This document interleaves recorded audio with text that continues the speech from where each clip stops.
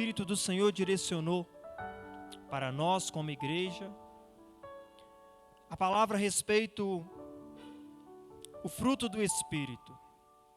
É um tema de extrema importância.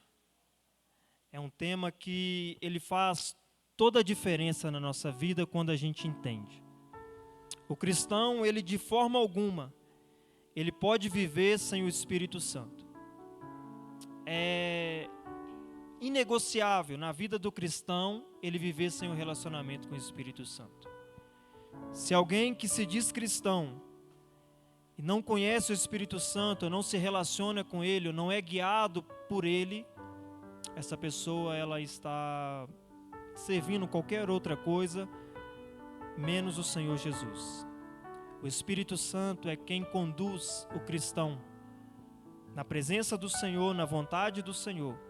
É o Espírito Santo quem nos condiciona a essa maravilhosa graça que Deus nos concedeu, de um dia sermos salvos, de um dia sermos alcançados pelo Senhor. A Bíblia diz que a obra do Espírito Santo é nos convencer do pecado, da justiça e do juízo. Então é indispensável o relacionamento com o Espírito Santo. Mas o que é o fruto do Espírito? Como se consegue? Como se adquire? Toda árvore, ela é natural produzir frutos. Uma mangueira, por exemplo, é natural ela produzir manga. Ela não é forçada, não é obrigada. Se ela não quiser produzir, ela não tem escolha. Ela foi criada para produzir mangas. Ela pode não produzir mangas por algumas outras circunstâncias. Falta de irrigação, falta de adubação. O lugar em que ela foi plantada talvez não está adequado.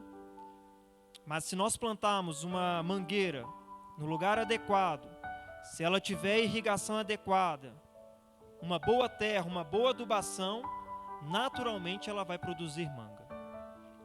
Ela foi criada para isso. E o ser humano, o homem, a mulher, a Bíblia também vai dizer que nós fomos gerados, nós fomos criados para frutificar. Mas como que o homem, como que a mulher vai frutificar para o Senhor? Como que nós vamos produzir frutos para o Senhor? Através da obra do Espírito Santo. E é natural.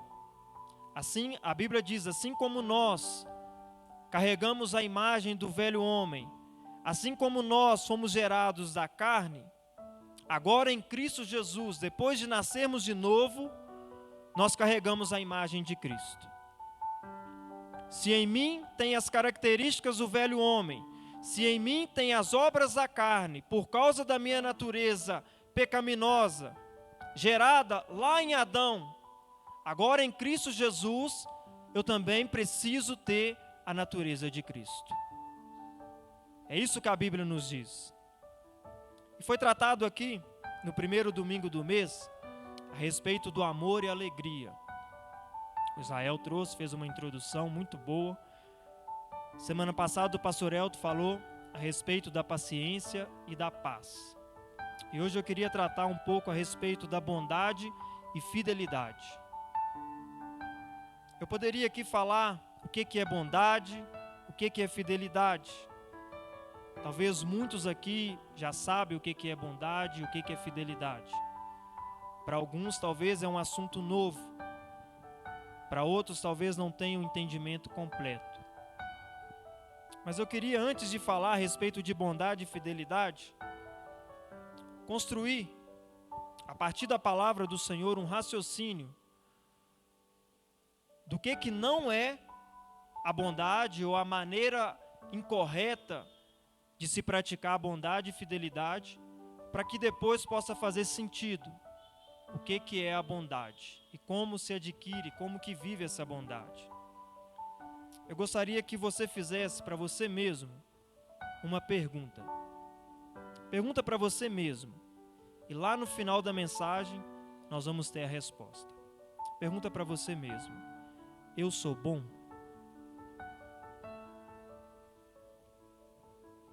E o Senhor vai nos responder. Abra sua Bíblia em Gálatas, capítulo 5. Eu vou ler novamente o texto que já foi lido aqui. Gálatas, capítulo 5, versículo 16 ao 23. Lembra dessa perguntinha.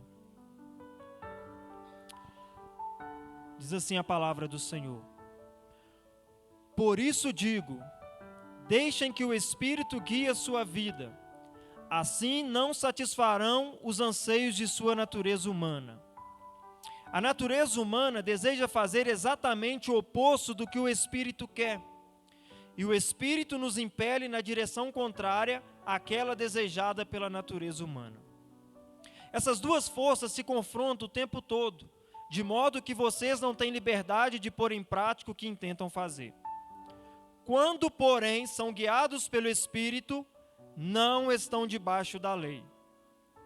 Quando segue os desejos da natureza humana, os resultados são extremamente claros: imoralidade sexual, impureza, sensualidade, idolatria, feitiçaria, hostilidade, discórdia, ciúme, acessos de raiva, ambições egoístas, dissensões, divisões, inveja, bebedeiras, festanças desregradas e outros pecados semelhantes.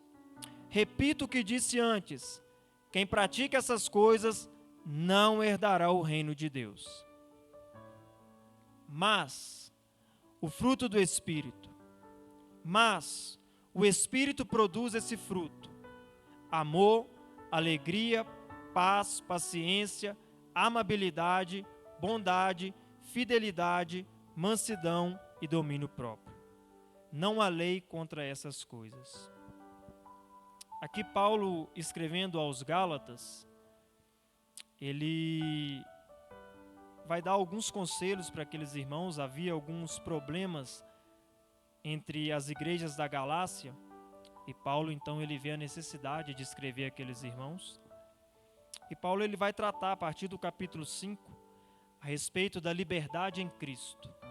E depois ele vai falar a respeito da obra do Espírito Santo. Mas Paulo, ele antes de falar a respeito do fruto do Espírito, ele fala a respeito das obras da carne. E eu queria aqui poder falar um pouco a respeito disso. Essa luta que acontece entre a nossa carne e o nosso espírito. A velha natureza se inclinando o tempo todo para aquilo que lhe satisfaz, para aquilo que lhe agrada. E o nosso espírito, regenerado pelo Espírito Santo, nascido de novo, ele se inclina para as vontades de Deus. Ele quer a presença de Deus. Mas essa luta, essa batalha, ela acontece todos os dias, o tempo todo. Nenhum cristão ele está isento dessa guerra, dessa batalha que acontece em sua vida. E a gente vai ver que para que o fruto do Espírito ele se manifesta em nós, é necessário com que a gente tenha uma conduta, uma vida de fidelidade ao Senhor. É necessário que a gente ande na presença do Senhor. É necessário que a gente faça a vontade do Senhor para que esse fruto ele possa gerar em nossas vidas. E antes da gente falar a respeito desse fruto, lá em 1 Coríntios, no capítulo 15, versículo 45 e 49, Paulo ele escreve assim àqueles irmãos de Corinto: Assim está escrito: o primeiro homem, Adão, tornou-se um ser vivente, o último Adão, espírito vivificante.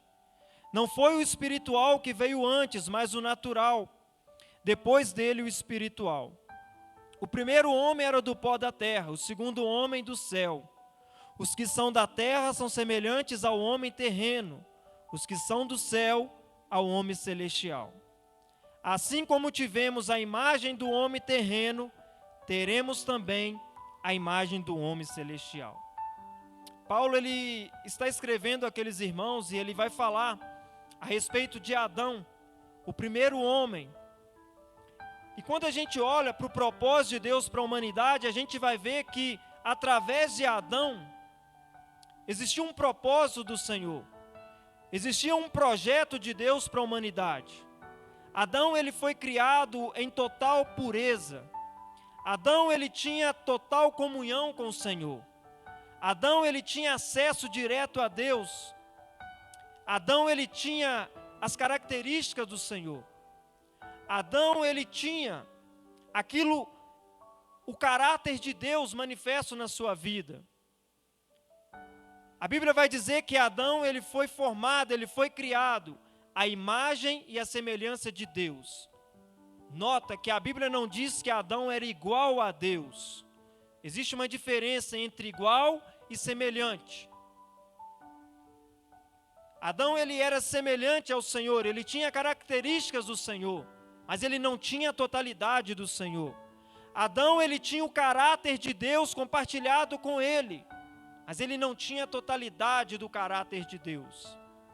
Mas a Bíblia, ela nos diz que Adão, ele foi criado, ele era perfeito quando Deus o criou. Não havia pecado em Adão. E o propósito de Deus era que Adão gerasse filhos semelhantes a ele.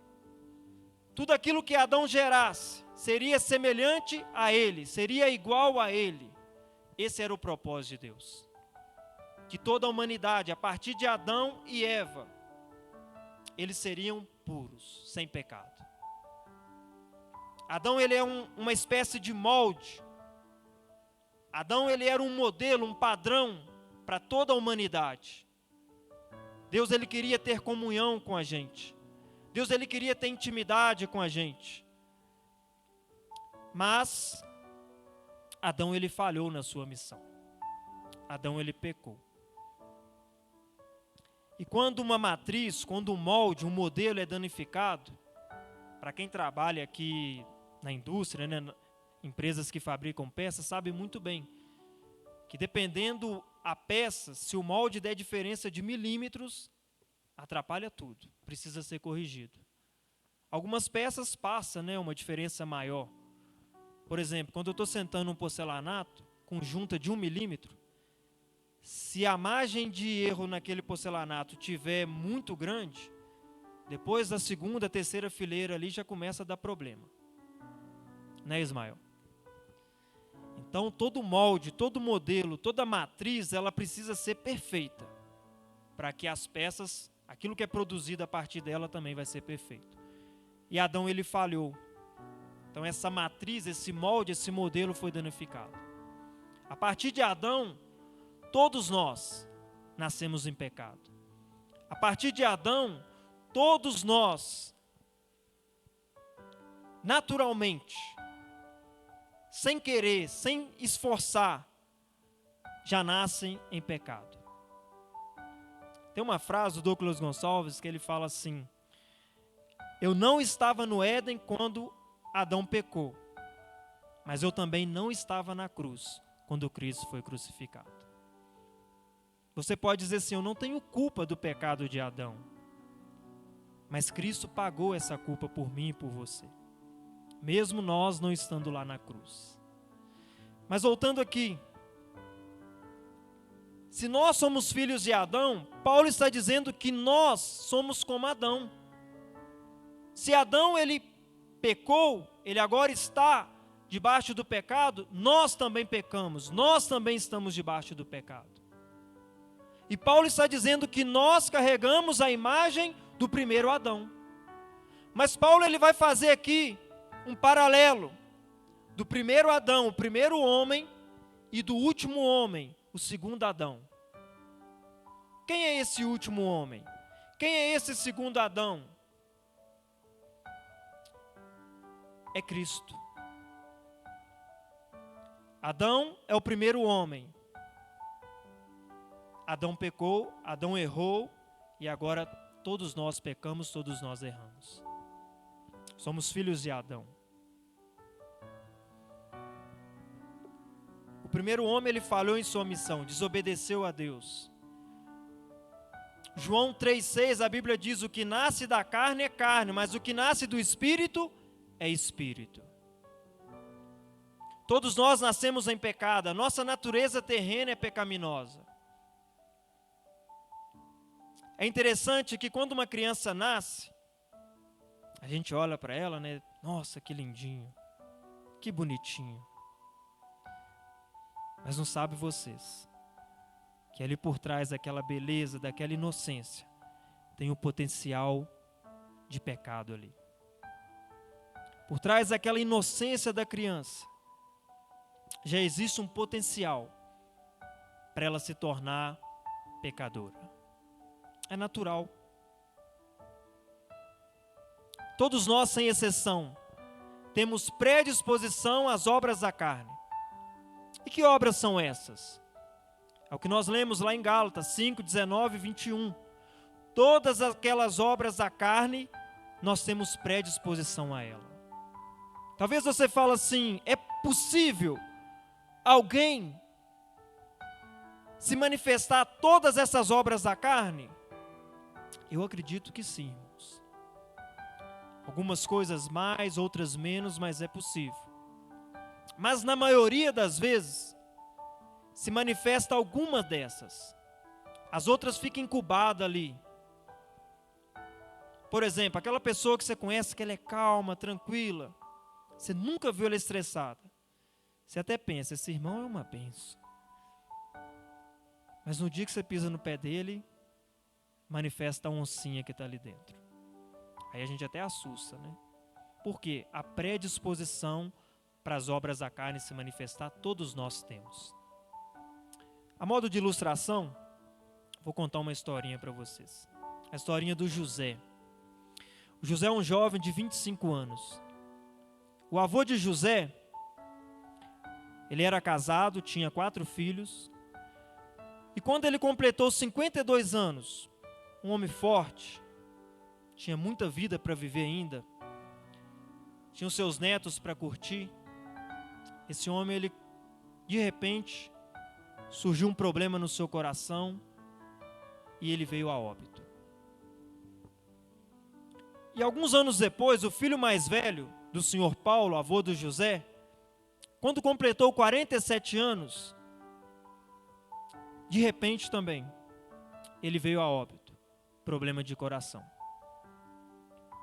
E passou alguns anos, os outros 3 filhos do senhor Paulo também vieram a óbito, incluindo aqui o pai do José. Todos eles por problema de coração. Problema gravíssimo, sério.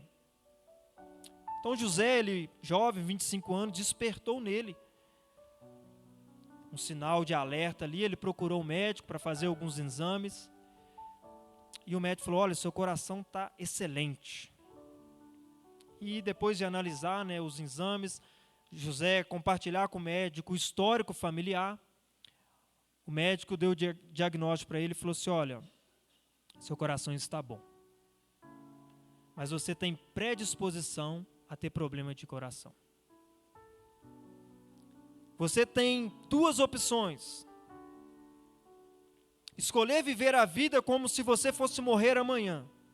Fazer tudo aquilo que você quiser. Se entregar aos prazeres, aos deleites da sua carne, da sua vontade. E tão jovem, só Deus sabe quando, mas a tendência é que você não viva muito. E esse problema se manifeste e você também venha a óbito. Assim como seu avô, seus tios e seu pai. Ou você tem opção. Escolher viver uma vida saudável, praticar exercício, uma alimentação saudável, usar todos os recursos que você tem disponível. Se você fizer isso, você tem grande chance de morrer lá na velhice e talvez a causa da sua morte seja outra e não seja o problema do coração. Irmãos, vocês percebem que existe aqui uma genética passada de pai para filho? E José é um jovem, ele não está condenado a morrer por causa daquela doença no coração. Ele está condenado a morrer a depender da maneira como ele vai lidar com aquele problema no coração. A Bíblia diz que todos nós pecamos, todos nós estamos condenados à morte. Mas Deus, sendo justo e misericordioso, Ele não nos deixa caminhar para a morte sem antes nos ofertar, sem antes nos oferecer um caminho, uma escolha que possa nos livrar dessa morte. Deus, Ele sendo justo, Ele nos oferece uma solução para aquele mal que nós temos predisposição, que pode se manifestar e nos matar. Mas Ele antes nos oferece, nos oferta a sua graça em Cristo Jesus. A Bíblia diz que todo aquele que crê em Jesus Cristo e obedecer os seus mandamentos será salvo. Mas todo aquele que não crê já está condenado à morte. Não é o pecado que vai nos matar. Não é o pecado que vai nos condenar à morte. O que vai nos condenar à morte, o que vai condenar o homem e a mulher à morte, é ele rejeitar a graça, o favor de Deus. Muitos podem pensar assim: mas se eu viver uma vida de pecado, quer dizer então que não é o pecado que vai me matar? Não, não é o pecado que vai te matar. O que vai te matar é você rejeitar o perdão em Cristo Jesus. Da mesma forma, se eu querer fazer alguma coisa para agradar ao Senhor, se eu quiser praticar algum ato de bondade, isso não vai mudar quem eu sou. Eu continuo sendo pecador. O que muda então, Felipe? Se eu vivo uma vida de pecado, eu estou condenado à morte. Se eu tentar fazer alguma coisa de bom, isso não muda a minha condição. O que muda a minha condição e a sua é Cristo em nossa vida. Quando Deus ele olha para mim, Ele olha para você, Ele não vê eu, Ele não vê você, Ele vê Cristo em nós. Paulo ele diz que Cristo é a esperança da glória eterna. Se eu não depositar a minha esperança em Cristo, eu posso tentar fazer tudo de bom, tudo certo, mas tudo isso vai ser em vão. Porque não é o que eu faço, é o que Cristo fez por mim, é o que Cristo fez por você. A bondade, ela não é um ato que eu e você pratica, porque nós somos bons ou porque nós somos bonitinhos. A bondade, ela é algo que Cristo praticou, e agora em Cristo nós também podemos praticar a bondade. Mas é Cristo glorificado em nós. E assim como aquele jovem tinha duas opções, nós também, irmãos, temos duas opções: escolher viver uma vida sem pecado, escolher viver uma vida de obediência ao Senhor, escolher andar na presença do Senhor, fazendo a vontade dEle, para que a gente possa ter uma vida plena, uma vida saudável, ou a gente pode viver de qualquer maneira, lidando com o pecado como se ele não trouxesse para nós nenhuma consequência. Mas José, ele poderia também pensar da seguinte forma: eu vou tirar aqui 1 ano da minha vida, 12 meses, eu vou fazer tudo certinho, praticar exercício, vou ter uma alimentação mais saudável, tudo aquilo, a recomendação que o médico me deu. E depois eu vou viver do jeito que eu quiser. Será mesmo que depois de 1 ano que ele começar a viver do jeito que ele quiser, será mesmo que ele resolveu aquele problema do coração? Não, porque ele continua predisposto a manifestar o problema do coração. Assim é o cristão. Não adianta a gente querer fazer tudo certinho 1 semana, 1 mês, 1 ano, e depois se entregar novamente ao pecado. E foi isso que começou a manifestar entre as igrejas da Galácia. É por isso que Paulo, no capítulo 5, ele vai tratar sobre isso. Gálatas, no capítulo 5, versículo 1, Paulo vai dizer que foi para a liberdade que Cristo nos libertou. No versículo 13 ele vai dizer assim: não use a liberdade de Cristo para dar ocasião ao pecado. Não use a liberdade de Cristo para dar liberdade aos prazeres da sua carne.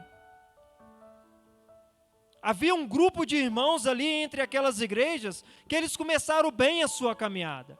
E depois eles estavam dando lugar à liberdade de Cristo para novamente voltar a uma vida de pecado. Para novamente se entregar aos prazeres da sua carne. E Paulo ele vai dizer que se nós somos guiados pelo Espírito, de maneira alguma vamos nos entregar aos prazeres da nossa carne. De forma alguma vamos voltar novamente a viver uma vida pecaminosa. Em Romanos, Paulo vai dizer que nós fomos libertos da escravidão do pecado, do jugo do pecado. A presença do pecado, ela continua em nós.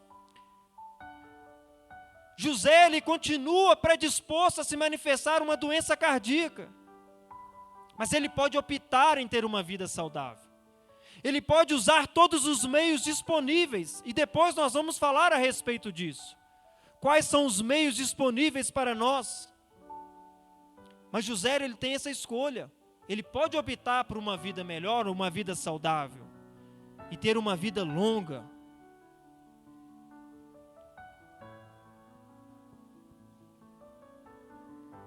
E Paulo ele vai tratar com essas igrejas a respeito dessas obras. Não se entregue novamente aos prazeres da carne. É como a porca, né, irmãos? Que você dá banho nela, você lava ela, coloca um lacinho nela, deixa ela bonitinha. Solta ela para você ver o que ela vai fazer. Você vai demorar 5 minutos a se sujar, a deitar, a rolar na lama, é muito. É da natureza dela. Nós fomos lavados em Cristo. Fomos regenerados pela obra regeneradora do Espírito Santo. Não é condizente com o cristão manifestar nele as obras da carne e o fruto do Espírito. Não pode jorrar de uma mesma fonte água doce ou água insalobra, água salgada. O cristão ele precisa manifestar o fruto do Espírito. Mas para isso é necessário mortificar primeiro as obras da carne.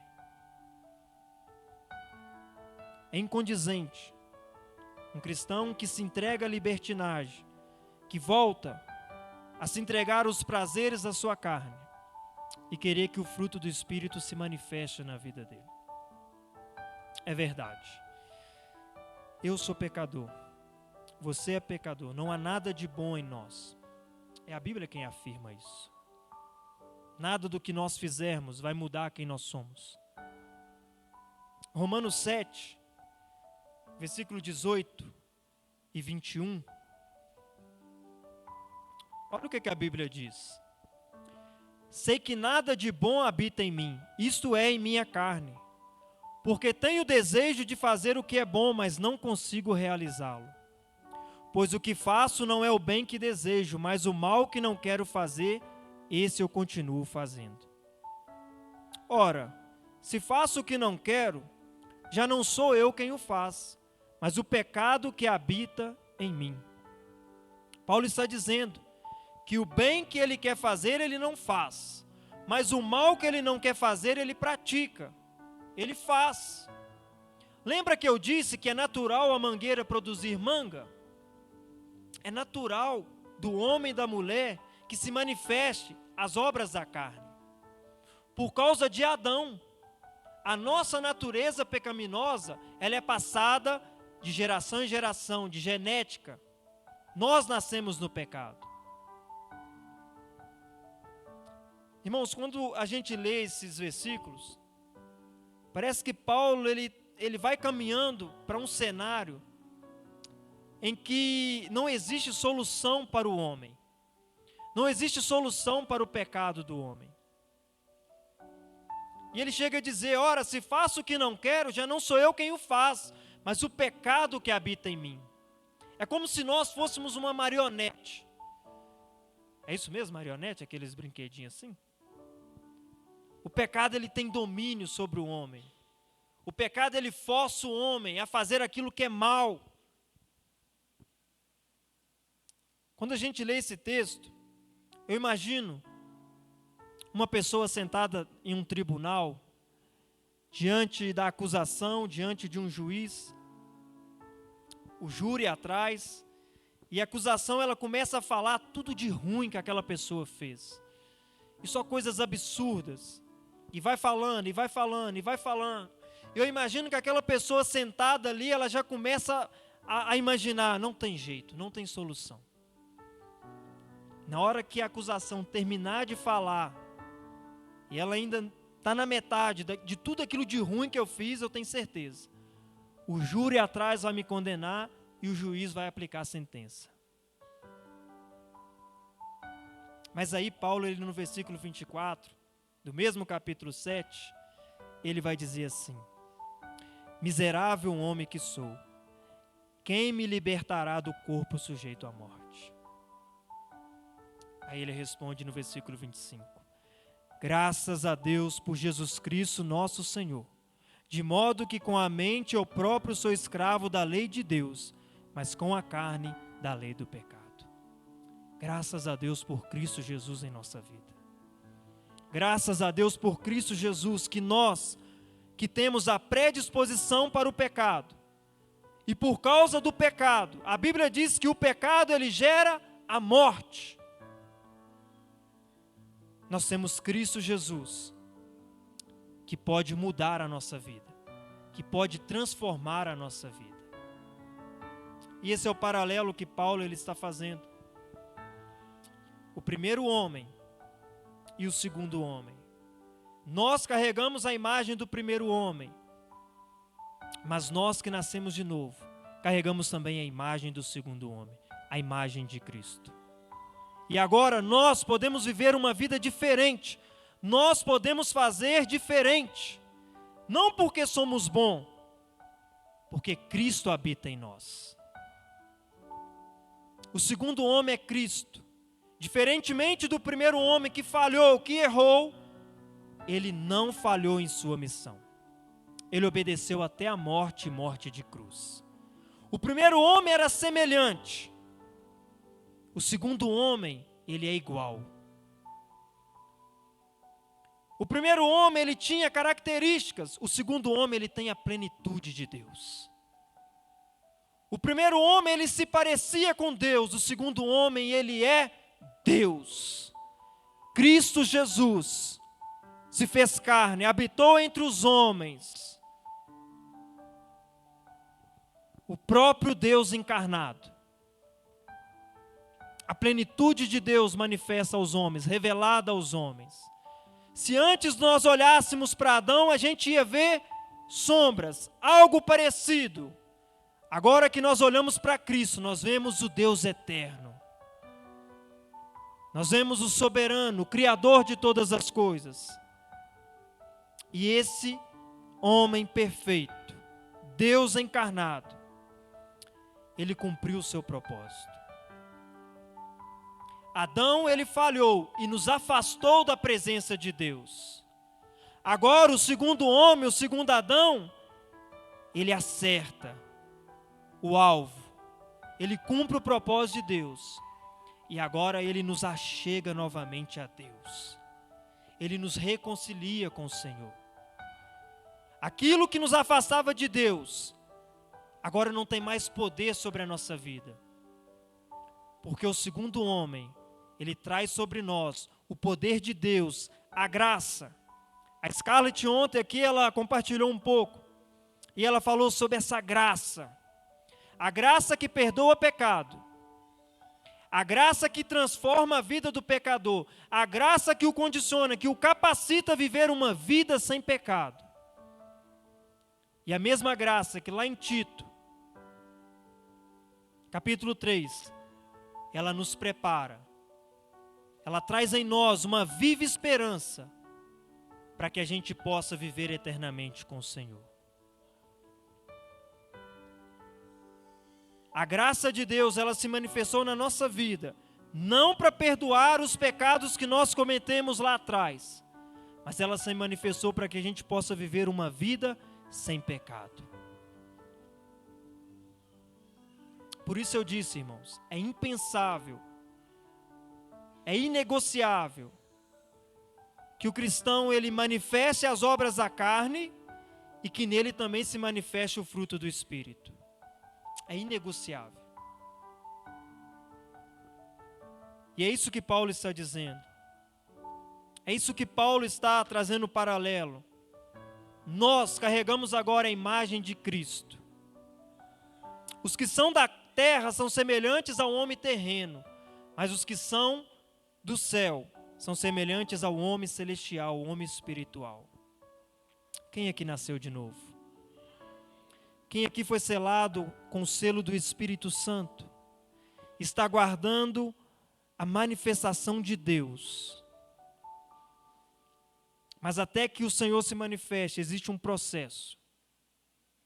A vontade de Deus não é nos libertar do pecado, só nos libertar do pecado. É nos transformar em filhos de Deus. O trabalho que o pastor Elton anunciou aqui semana passada, que está para iniciar ano que vem aqui na igreja, ele vai trabalhar a principal causa que impede o cristão de viver a plenitude em Deus. A raiz do problema se chama orfandade. Todos nós, por causa do pecado, nos afastamos de Deus, nos tornamos escravos do pecado e deixamos de ser filhos de Deus. O pecado separa o homem de Deus. Aquele que era filho agora não é mais filho por causa do pecado. E o que Cristo veio fazer? Cristo ele veio nos resgatar do reino das trevas para a maravilhosa luz e nos tornar filhos de Deus. Jesus ele é o primogênito de Deus. Mas nós, por meio de Jesus, também nos tornamos filhos de Deus. É esse o propósito do Senhor para nós. Lembra que o propósito na vida de Adão era gerar filhos semelhantes, filhos iguais, para viver comunhão com o Senhor? Para viver um relacionamento pleno com o Senhor, uma vida sem pecado? Era esse o propósito. Agora é o que Cristo vem fazer. Nos resgatar, nos trazer de volta para essa plenitude no Senhor. A imagem de Cristo, ela é gerada em nós. Mas quem que gera a imagem de Cristo em nós? É o que eu faço? É o que você faz? Se eu dizimar, se eu ofertar, se eu orar, se eu jejuar, se eu vir ao culto aos domingos? É isso que vai nos transformar na imagem de Deus? Se eu praticar bondade, ajudar uma senhora a atravessar a rua, ajudar o meu vizinho a capinar o lote dele, qualquer ato de bondade que eu fizer vai me tornar filho de Deus? Não. Eu continuo sendo pecador. O que me torna filho de Deus é a obra de Cristo na cruz. É a obra do Espírito Santo em nós. Olha o que a Bíblia nos diz em 2 Coríntios 3, versículo 18. A Bíblia diz que nós somos transformados de glória em glória na imagem do Senhor. É obra do Espírito Santo. Provérbios 4, 18, a Bíblia diz: a vereda do justo é como a luz da alvorada, que brilha cada vez mais até se tornar plena claridade do dia, até se tornar dia perfeito. É o Espírito Santo quem nos transforma na imagem do Senhor. É o Espírito Santo quem nos faz parecido com o Senhor. Mas como que se dá essa obra do Espírito em minha vida? Quanto mais eu me relaciono com Ele, quanto mais eu deixo ser cheio do Espírito Santo, quanto mais cheio do Espírito eu sou, mais parecido com Cristo eu me torno.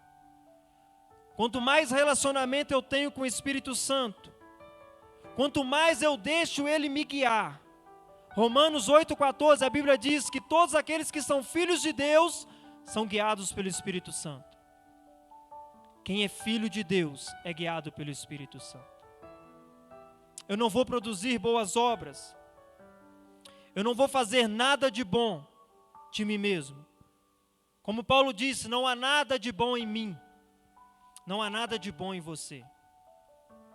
A Bíblia chega a comparar os nossos atos de bondade, as nossas justiças próprias, a um pano de imundície. Imagina uma pessoa leprosa com seu corpo todo ferido. E aí você pega um pano limpinho e passa ali, limpa aquelas feridas, aquele pus, aquele sangue podre. Imagina uma mulher no seu período de menstruação. Aquele pano, aquele material que ela usa ali durante aqueles dias. Imagina esses dois panos.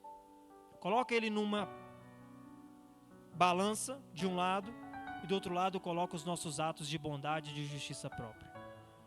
Isaías 64, a Bíblia vai dizer que as nossas obras de justiça são como trapo de imundície. Tudo de bom que eu e você fizer com a nossa própria força é comparado com um pano de imundície. Tito 3, 4, 5, a Bíblia diz: todos os nossos atos de justiça. Mas quando se Tito 3, 4, 5. Mas quando se manifestar a bondade e o amor pelos homens da parte de Deus, nosso Salvador, não por causa de atos de justiça por nós praticados, mas devido à sua misericórdia, Ele nos salvou, pelo lavar regenerador e renovador do Espírito Santo. Não foi o que nós fizemos, foi o que Cristo fez por nós. Lembra que no início do culto, eu li lá em Efésios 2, 8 e 10, a Bíblia diz que nós não fomos salvos por causa das nossas obras. Fomos salvos pela graça. É dom de Deus, para que ninguém se glorie. Mas versículo 10, a Bíblia diz assim: porque somos criação de Deus realizada em Cristo Jesus, para fazermos boas obras, as quais Deus preparou de antemão, para que nós a praticássemos. Ninguém é salvo porque pratica boas obras. Mas as boas obras na vida do cristão é evidência de que ele é salvo. Um homem salvo, uma mulher salva, é necessário, é importante que as obras do Senhor se manifestem na vida dele. Não é condizente com um homem ou uma mulher salva em Cristo e que a gente, quando olha para ele, a gente não vê frutos. A gente não vê boas obras, porque foi para isso que nós somos salvos.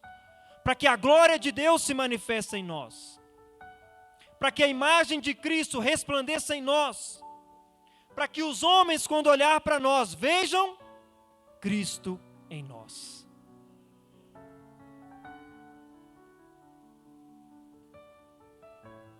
Eu não sou bom, você não é bom, mas Cristo pode nos tornar bom.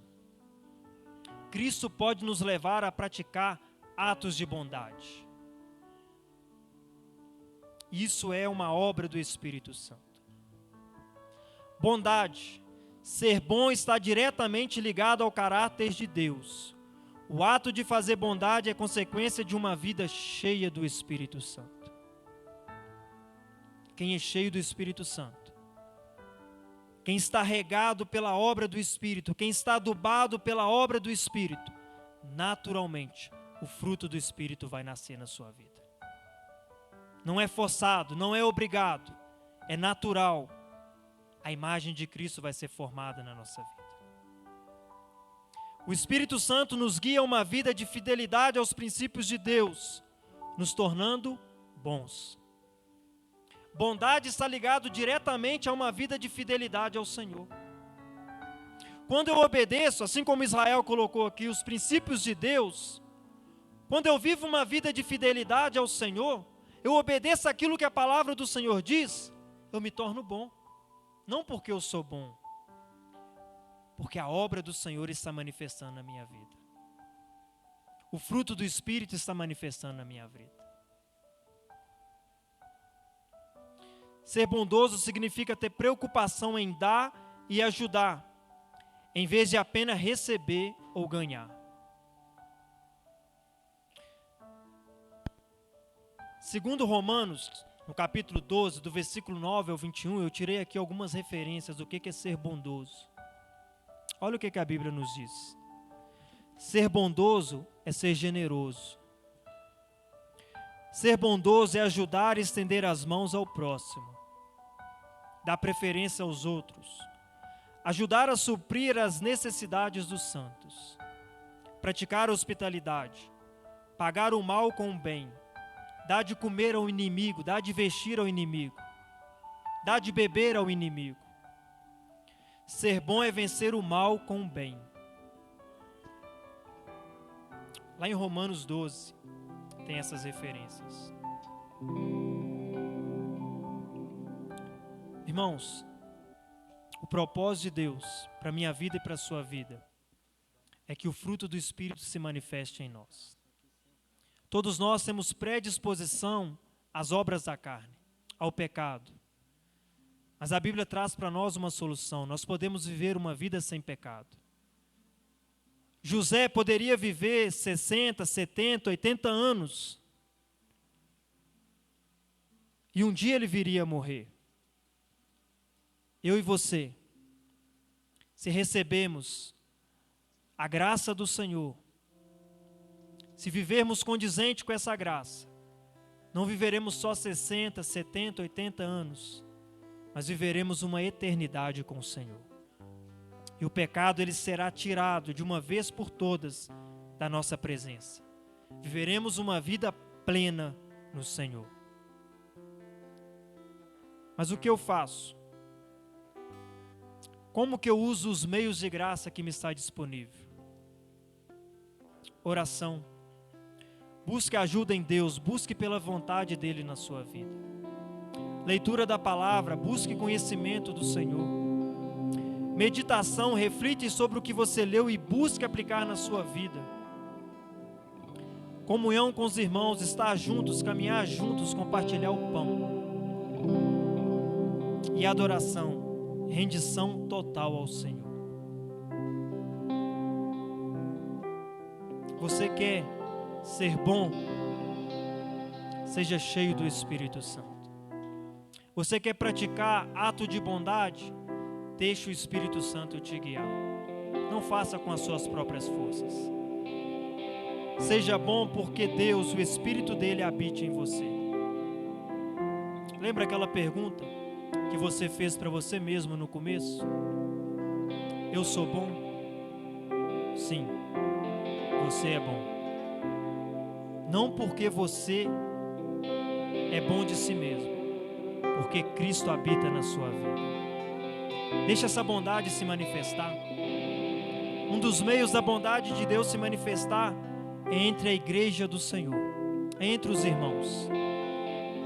Que o Espírito Santo ele possa te direcionar a praticar atos de bondade, servindo a sua comunidade, servindo a sua igreja.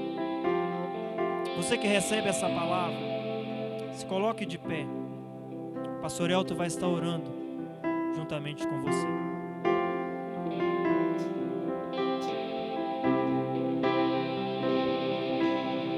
Glória a Deus, queridos. Fique de pé. Todos aqueles que entendem que nós, sim, nascemos com a natureza pecaminosa. É o Senhor que trata conosco, amém? Coloque as mãos no seu coração.